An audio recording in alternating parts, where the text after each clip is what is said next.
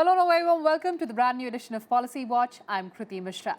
Today we'll analyze two important topics: vision document for a digital Northeast and guidelines for adventure tourism. Let's begin with the first segment. The government has unveiled a vision document for digital Northeast by the year 2022. A cloud hub for the Northeast will be created in Guwahati. Capacity building for 50,000 government staff will be taken up. The number of seats planned for BPOs in Northeast will be doubled to 10,000 from 5,000. The network of common service centers will be expanded to cover all villages. And to discuss about this topic, I'm joined by Dr. Dinesh Kumar Tyagi, CEO, CS e-Governance, and also by Mr. Deepak Diwan, editor, Northeast Sun. Welcome to Atsiba Television, both of you. Let me begin by asking you, sir, what are the objectives and highlights of this vision document and how much success has been achieved so far? See, the vision document largely integrate all the components of Digital India program of the Government of India, with special focus on certain aspects keeping into the diversity of Northeast and the constraint which exists in Northeast. So it's actually an extension of the Digital India program of the Government of India for focused approach and timely implementation in all the Northeastern states. That's an objective. There are various components in it. There's the infrastructure development for as you said, cloud computing infrastructure to be made available. There's also infrastructure in terms of connectivity, then the BharatNet program to be extended to every panchayat through an optical fiber network, which will actually address large number of issues. There also software part of skilling people in building their capacity in order to use various aspects of Digital India, and also support the government in trying enabling delivery of various services for citizens. The Common Service Center, which is also an integral part of Digital India, is actually building rural enterprises through the ICT framework, and these rural enterprises run, operated, managed by local entrepreneur, helps the citizen to access various services like banking, insurance, pension, the digital literacy programs, the programs relating to health and telemedicine. So most of the aspects what a citizen rural India needs can be also supported through the Common Service Center framework. Mr. Diwan, this document also talks about leveraging technologies for transforming the lives of people of Northeast. How will this move empower the people of Northeast? Well, Kriti, I mean, if you just go a little back when this Modi government came into power and there was a major thrust on the overall development of Northeast, yes, the center made an announcement that Northeast needs immediately 3 C's. C means ABC, C's. Communication, connectivity, and commerce. And for all these 3 C's, the digitalization in today's world is very important. And on one of the occasions, the Prime Minister himself said Northeast needs HIRA, H-I-R-A, highways, highways, railways, yes, and airways. So the digitalization, the entire Northeast has been given a major thrust by a vision document, which was prepared by together with the local NGOs, local state digital employees, whatever they have, like Department of Communication, Information Technology Department of Northeastern states. They all sat down together in 2017 and they, seeing the local needs and local talents, they came out with broadly 8 points, 8 heads. I would like to mention here, one was digital infrastructure for Northeast, number 2 digital services, then digital empowerment, yes, 4th point was promotion of electronic manufacturing, then promotion of ITs and BPO industries in the region, then promotion of digital payments, and then cyber security also, because once you have all this kind of infrastructure coming, cyber security is an issue. So, and the last 8 point was digital innovation and startups. So under these 8 heads, lot of work has already begun, and people are seeing the results. See, one BPO has already started in Majuli in Assam. Then we have other centers which are coming up in different states. yes. So the work is already at a pace, and by 2022, they want to achieve all these 8 heads in and various streams of these. Right. Dr. Tyagi, an e-Pragati project was also launched. Can you elucidate a bit more on that? The e-Pragati project basically enables the center of the state, means state functionaries, to communicate both the district level and monitor various programs which they have relating to rural development or to health and sanitation. So the e-Pragati is basically a technology platform which enables the state government, because of difficult terrains and others, you don't have to really travel. You can monitor the performance of these programs. You can also issue directions to the state functionaries in implementation, resolve their issues which comes while implementing the project. So that's only a technology platform which helps the state to better monitor and implement projects. And also, Mr. Diwan, how important is to develop champions of e-governance within the state government for the success of this mission or to execute this mission? Well, it's very important. See, in today's modern time, you cannot leave a region, I mean, behind the compared to the other parts of India. They have to be at par. Sir, how do you plan to provide high-speed broadband connectivity to all the villages of Northeast? Because that is a very, very crucial element. BharatNet actually is a project which enables every panchayat in the country to be connected through an optical fiber network. Already the fiber has been laid in almost 2 lakh, more than 2,50,000 panchayats, around that number. 1 lakh has become functional because operational, and in 1 lakh locations you are creating a high-speed bandwidth available to the end point, which is the panchayat or the school building, and from there you can extend to citizen either through a Wi-Fi network, or you can even do a fiber to home. We as Common Service Center SPV, we also are trying implementing in 40,000 locations, because we do believe that the first user of the internet in a village will be the Common Service Center, since he delivers various services which are related to internet. So he become the first user. We also discussing with the ministry in order saying we also become the Common Service Center operator, also maintain the last mile and also extend fiber to home. There is a ISP license with the CSC SPV where we can even sell internet to the customer. So the Common Service Center has become a fulcrum for enabling extension of the internet services to rural citizen using the BharatNet framework. Even in Northeast for that matter, I think BharatNet is doing a long way.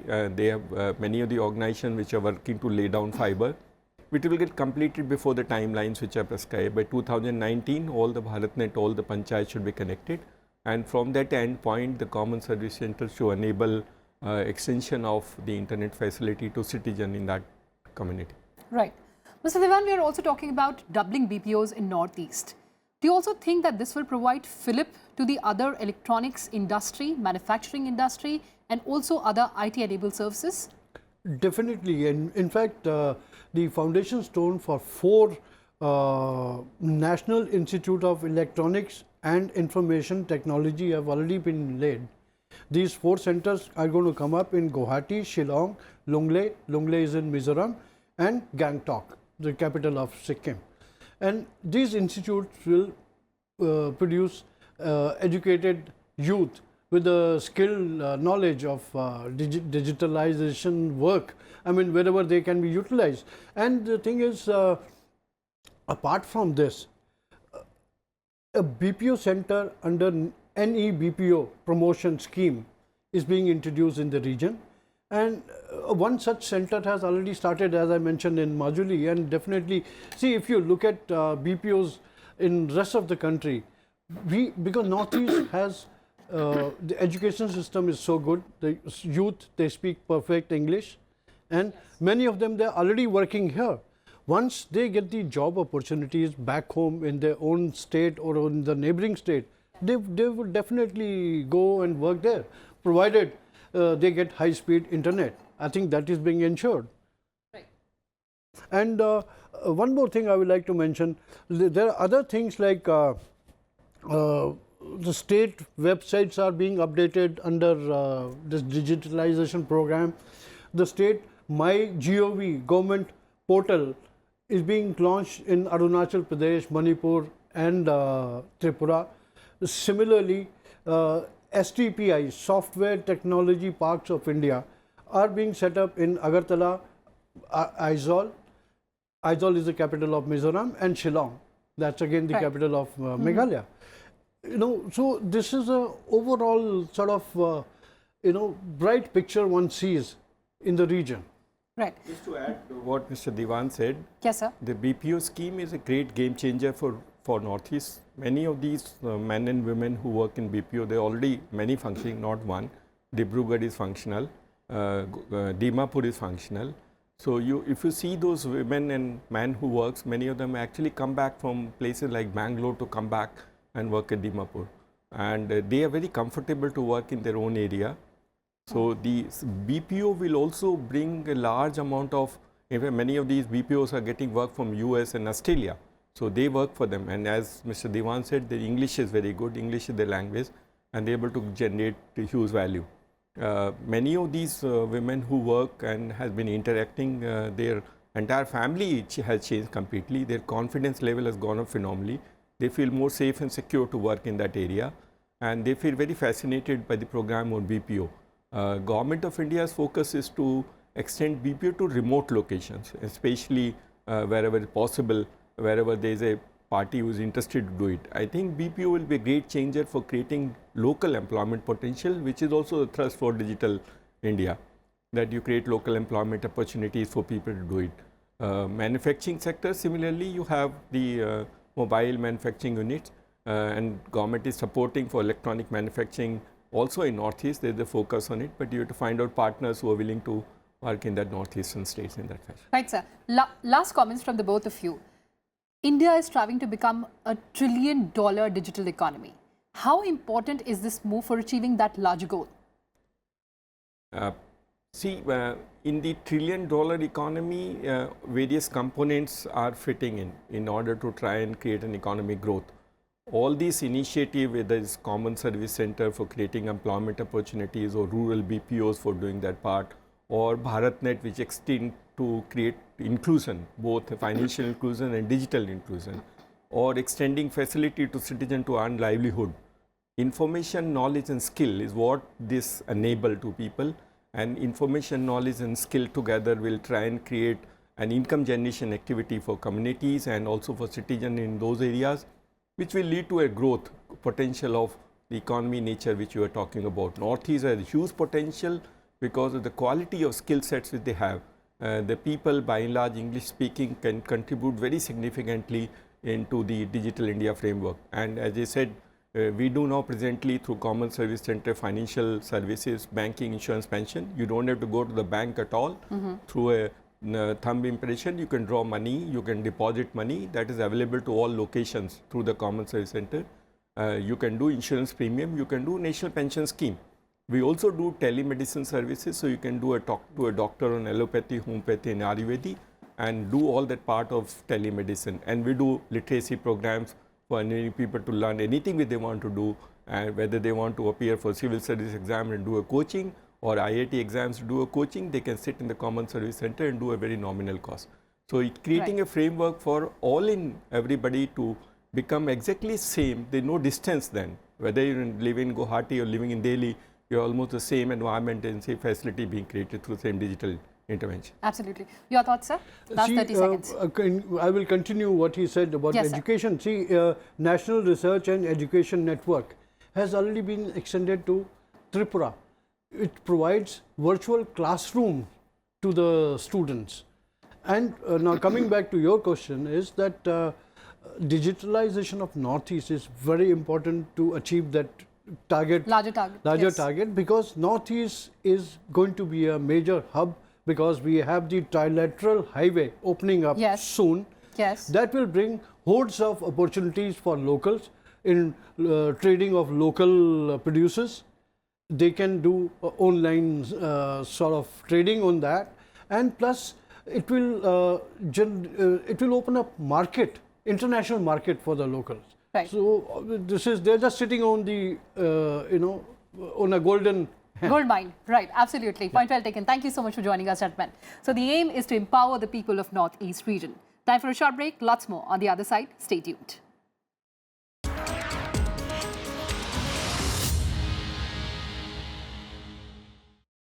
Welcome back. You're watching Policy Watch. Now the topic of adventure tourism.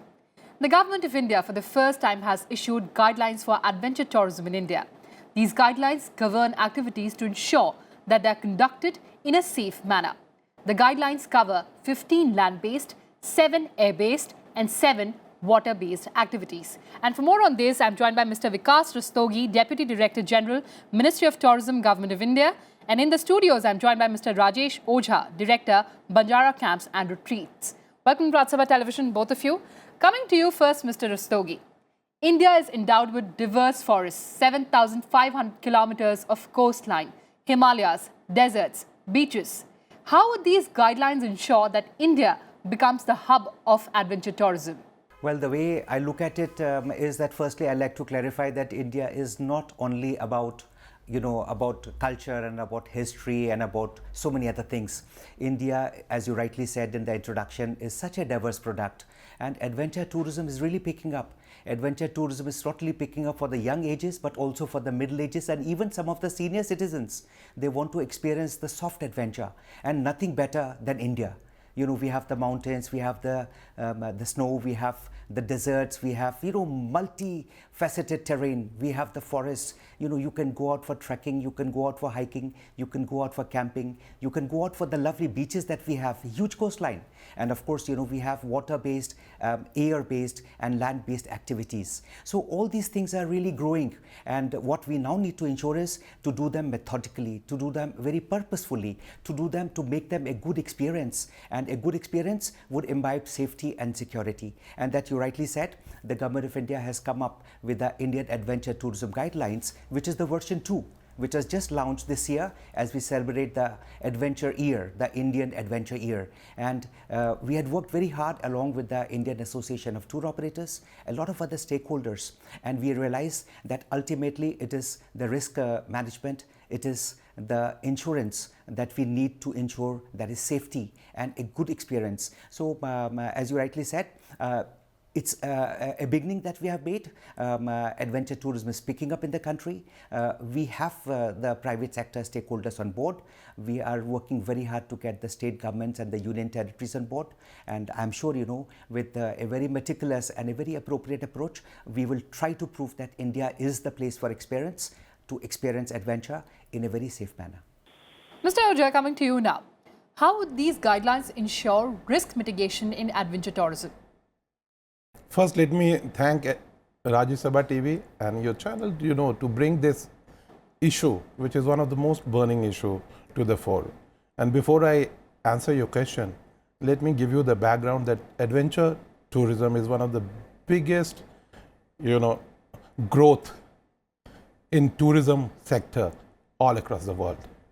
And India, which has endowed with everything, which is one of the top 10 best in terms of natural heritage, and we are less than 100th position in terms of visitation rights. So we have only one way to go, up, up, up.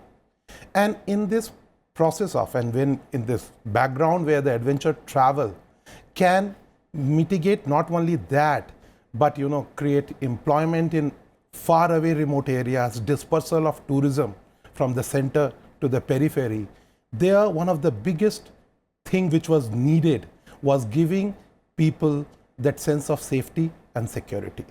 Right. So the Adventure Tour Operator Association of India, who's also I'm secretary, we were trying for last many years that there should be a certain basic minimum playing field which government should, through policy bring, that not everyone, it's not so easy to join the field of adventure tourism. There should be certain basic guidelines need to be followed. So, of course, courtesy the help of Ministry of Tourism, Government of India, which very graciously announced 2018 as the year of adventure tourism. Yes. We are also telling them to push it to 2019, seeing the importance of adventure tourism in the country. And we did a lot of work, and the 29 areas of adventure travel, we created these guidelines, which Ministry of Tourism has now forwarded to all state governments and asked them to accept that. So the first process will be of acceptance, and then creating policy parameters that these guidelines are adhered to by the people. Mr. Rastogi, you heard that these guidelines are being hailed, but is there any mechanism for vigilance of these guidelines by the private tour operators? Oh yes, as rightly mentioned, we have written, and the ministry is very serious about it. The seriousness can be fathomed from the fact that our honorable minister has personally written to all the chief ministers and the administrators of all the union territories that we need to accept these guidelines, we need to enforce these guidelines.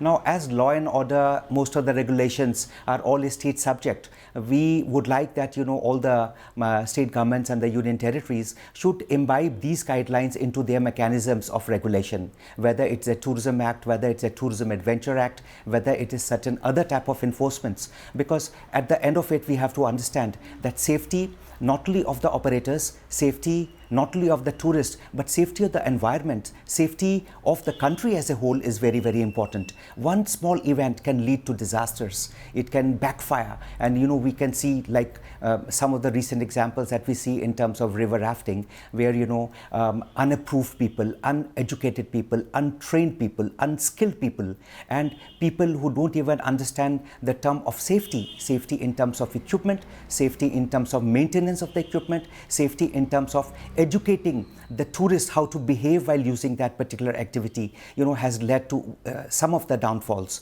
in tourism. So I think we are moving forward together. Mr. Ojha, how important is the aspect of insurance cover for private tour operators in adventure tourism? Yeah, insurance is really very important, and actually in India till a while back there were no insurance policies were available for adventure travel aspects, but now of late a couple of insurance companies have moved forward, and now these insurance are available. I tell you how important the insurance covers are.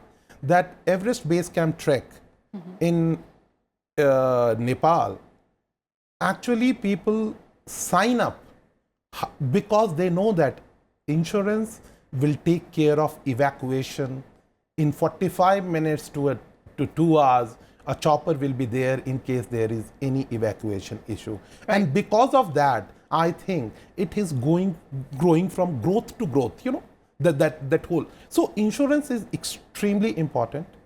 And moving ahead, there will be liability insurance for the companies, which is in the West is a norm. That is also going to be a norm here. Right. Mr. Rastogi, the fact that in India, if we talk about adventure tourism industry, it is pegged at several thousand crore rupees. Globally, it is more than 5 lakh crore rupees. In the future, say next 5-10 years, where do you see India's position in this realm? Well, I am really very, very optimistic on that, and looking at the might of India in terms of the product that we have for adventure, in terms of the lovely powder that we have for the skiing, in terms of the high altitude areas, the mountains and the hills, in terms of the coastal areas that we are working very hard now. We are working on developing the coastal areas, developing the islands in very, very responsible manner, so that all these soft adventure activities, could it be scuba diving, could it be snorkeling, may it be other type of leisure activities like snowboarding and kayaking and other things, they are going to catch on. And the tour operators also want to give something new, something exciting when they come down. You go down and have a look at the Taj Mahal, you see the lovely forts and palaces, you have an elephant ride into the safaris and you see the tiger, but at the same time you want to experience India, and it could be that soft adventure that people are looking at. So I really see that the tour operators are coming up with newer programs to include these adventure activities. I'm also seeing hardcore adventurers from all the major countries, especially the Europe and from Australia, from the USA, a lot from Europe, who like to come and now see, because it is easier to experience adventure tourism in India. It is cheaper and economical to have these type of activities, and the reassurance, the fact that you have a variety of experiences that you can get in a limited a 2-week holiday or a 3-week holiday. So I really look at and I'm told by our stakeholders, the Indian adventure tour operators that we have been interacting, that the interest is growing every day, and we really have a fantastic and a very bright future for adventure tourism in the country. You've mentioned a plethora of activities in adventure tourism that require highly trained professionals. How would these guidelines ensure that the tour operators employ trained professionals and do not use substandard equipment? Oh yes, we have a system of, it's a voluntary scheme. All the classification and approval norms that are being maintained by the Government of India, Ministry of Tourism, are on a voluntary basis. But under the approval scheme for adventure tour operators, it is mandatory that they should have been into that activity, pursuing it for a little over minimum 5 years. They should have trained people who are specializing into that particular activity. They need to be certified by the IMF in case they're looking at mountain climbing and trekking and other type of adventure sports related to the hills. In case it's a water related activity, they need to be certified by the National Institute of Water Sports, which is under the Ministry of Tourism and is located in Goa, and so on. So those mechanisms are there. And I'm sure that once with the state governments taking up all these issues, in terms of their regulation, in terms of their safety standards, I'm sure that the skill development, the type of trainings that are now available, the type of exposures that are available, overseas, would lead to a very healthy competition, and of course that would also raise the level of confidence and inspire more and more people to become professional. To be knowledgeable about the product, because that is the objective of the guideline. The guideline says how to be a good guide, how to be a good operator, how not to observe things which are going to harm the adventurers, how to maintain the equipment, how to be conscious about the safety of the equipment, and all that. So I think all those things combined will ultimately lead to further refinements, and these guidelines were first introduced in 2012. I'll give you the last comments. Tourism sector is one of the key drivers of economic growth in any country. What is the kind of growth trajectory that you see for adventure tourism in India? Huge. I see that adventure tourism in some time will be the main driver of tourism in our country. But there are certain policy issues which is in the area of forestry, and there's a huge amount of exceptionally pristine, beautiful pieces of our natural habitat which is locked, where there has to be policy of the government to allow operators on a pre-qualified basis to operate in those areas. I will give you some examples of in Namibia, in New Zealand, these experiments where an extremely pristine and beautiful place, a carrying capacity is fixed. You allow a lodge of a high end, because all these pristine places are low impact places. You cannot have too many people going there, but they allow a lodge of a high value lodge and a low value, so people of all kinds, they pre-book in advance, they can reach there. The whole idea is that if you have 50 of these kind of places unlocked in our country, and people, because these are the places which sell.